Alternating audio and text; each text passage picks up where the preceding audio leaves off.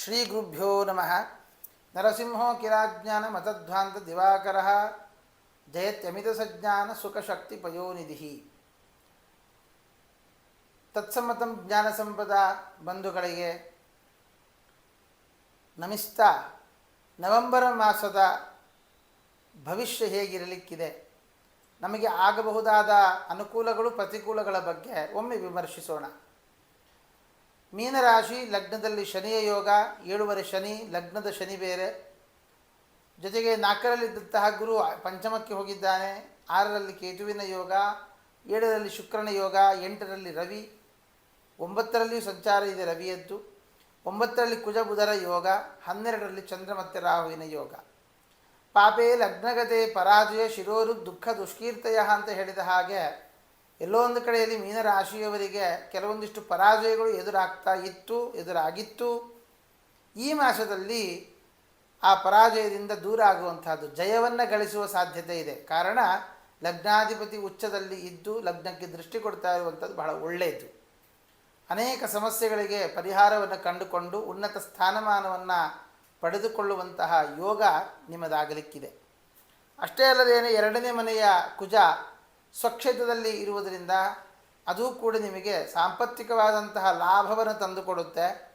ಜೊತೆಗೆ ನಿಮ್ಮ ಅನುಷ್ಠಾನಗಳಲ್ಲಿ ಇನ್ನೂ ಅಷ್ಟು ಅದನ್ನು ಹೆಚ್ಚಿಸಿಕೊಂಡಾಗ, ಅದು ದೇವಿಗೆ ಸಂಬಂಧಪಟ್ಟದ್ದಾಗಬಹುದು, ನರಸಿಂಹದೇವರಿಗೆ ಸಂಬಂಧಪಟ್ಟದ್ದಾಗಬಹುದು, ಆ ಮಂತ್ರಗಳ ಜಪಾದಿಗಳನ್ನು ಹೆಚ್ಚು ಮಾಡಿದಷ್ಟು ನಿಮಗೆ ನಿಮ್ಮ ಆತ್ಮೋದ್ಧಾರದ ಜೊತೆಗೆ ನಿಮ್ಮ ಈ ಜೀವನದ ಉದ್ಧಾರವೂ ಕೂಡ ಆಗುವ ಸಾಧ್ಯತೆ ಹೆಚ್ಚಾಗಿದೆ.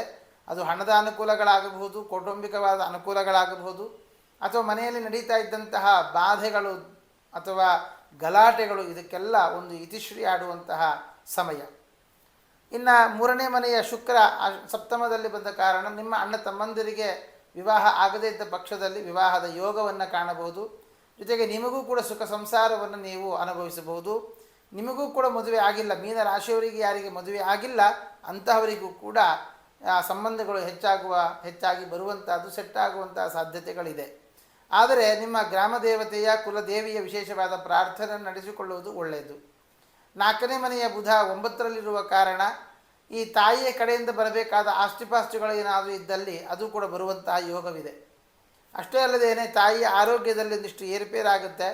ಅದು ಕಫ ತುಂಬಿಕೊಂಡು ರಕ್ತ ಸಂಚಾರ ಸರಿಯಾಗಿ ಆಗದೆಯೋ ಈ ಥರದ ಕೆಲವು ಸಮಸ್ಯೆಗಳಾಗಬಹುದು. ಅದರ ಕಡೆ ತಾಯಿಯ ಆರೋಗ್ಯದ ಕಡೆ ಗಮನ ಹರಿಸುವಂತಹದ್ದು ಒಳ್ಳೆಯದು. ಸಂತಾನಾಕಾಂಕ್ಷಿಗಳಿಗೆ ಸಂತಾನದ ಲಾಭವನ್ನು ಕಾಣಬಹುದು. ಸಂತಾನ ಆದಂತಹ ವ್ಯಕ್ತಿಗಳಿಗೆ ಮಕ್ಕಳಿಂದಾಗಿ ಸಂತೋಷ ಸಿಗುತ್ತೆ, ಅವರ ವಿದ್ಯಾಭ್ಯಾಸದಲ್ಲಿ ಏಳಿಗೆಯನ್ನು ಪಡೀತಾ ಬರ್ತಾರೆ. ಆದರೆ ನಿಮ್ಮ ಆರೋಗ್ಯದ ಕಡೆ ಗಮನ ಹರಿಸಿ, ಶತ್ರುಗಳು ಜಾಸ್ತಿ ಆಗ್ತಾರೆ, ಹೊಟ್ಟೆ ನೋವು ಅಥವಾ ಬ್ಯಾಕ್ ಪೇನ್ ಇತ್ಯಾದಿಗಳು ಜಾಸ್ತಿ ಆದೀತು. ಡ್ರೈವಿಂಗ್ ಇತ್ಯಾದಿಗಳನ್ನು ದೂರ ಮಾಡೋದು ಒಳ್ಳೆಯದು. ನೈಟ್ ಡ್ರೈವ್ ಮಾಡದೇ ಇರೋದು ತುಂಬ ಒಳ್ಳೆಯದು. ಇನ್ನು ಸಪ್ತಮದ ಶುಕ್ರವಾದ ಕಾರಣ ದಂಪತಿಗಳ ಮಧ್ಯದಲ್ಲಿ ಐಕ್ಯಮತ್ಯ, ಮತ್ತು ಹೆಂಡತಿಯ ಕಡೆಯಿಂದ ಬರಬೇಕಾದ ಸಂಪತ್ತುಗಳು ಏನಾದರೂ ಇದ್ದರೆ ಅದು ಕೂಡ ಬರುವಂತಹ ಯೋಗವನ್ನು ಹೇಳಬಹುದು. 8ರಲ್ಲಿ ರವಿಯ ಯೋಗ, ಆದ್ದರಿಂದಾಗಿ ಆರೋಗ್ಯದ ಕಡೆ ಗಮನ ಹರಿಸಿ, ತಂದೆಯ ಆರೋಗ್ಯದಲ್ಲೂ ಏರುಪೇರಾಗಬಹುದು, ಜಾಗ್ರತೆ ವಹಿಸಿ. 9ರಲ್ಲಿ ಕುಜಬುಧರ ಯೋಗ, ನಾನು ಆಗಲೇ ಹೇಳಿದ ಹಾಗೆ ತಪಸ್ಸು, ಧ್ಯಾನ ಇತ್ಯಾದಿಗಳು ಹೆಚ್ಚು ಮಾಡಿದಷ್ಟು ಒಳ್ಳೆಯದು.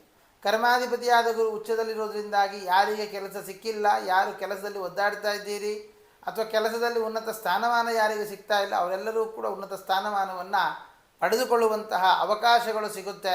ಅದನ್ನು ಸದುಪಯೋಗಪಡಿಸಿಕೊಳ್ಳಿ.